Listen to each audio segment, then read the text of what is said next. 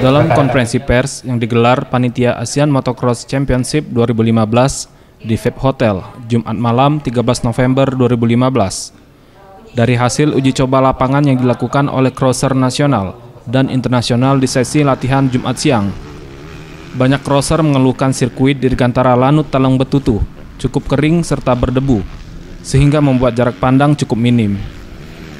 Seperti yang diutarakan Sin Lepanovic, crosser Amerika Serikat yang turun di nomor MX2 125, yang mengeluhkan banyaknya debu pada saat uji coba sirkuit, ditambah dengan teriknya matahari sehingga membuat sirkuit semakin kering.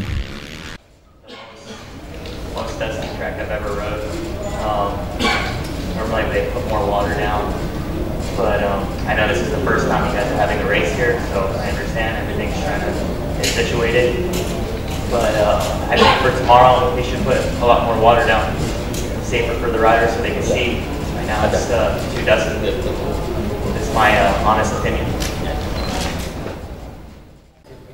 Menanggapi hal tersebut, Saifuddin Aswari Rifai, Ketua Panitia Pelaksana mengatakan, pihaknya akan melakukan penyiraman lintasan dengan air untuk menghilangkan debu serta menjaga kelembapan, dan penyiraman sendiri akan dilakukan setiap jeda istirahat pertandingan dengan mengerahkan 6 mobil pemadam kebakaran.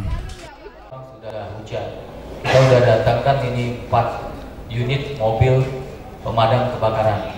Kita jadi standby-kan, dan malam hari ini mereka tetap bekerja karena saya minta besok pagi lintasan itu lembab dan basah. Jadi mungkin setiap race nanti Pak J, setiap race akan selesai satu race kita akan siram, selesai satu race lagi kita akan siram, itu jalan keluarnya. Parel Dusatria, Septian Rizky, Sriwijaya TV.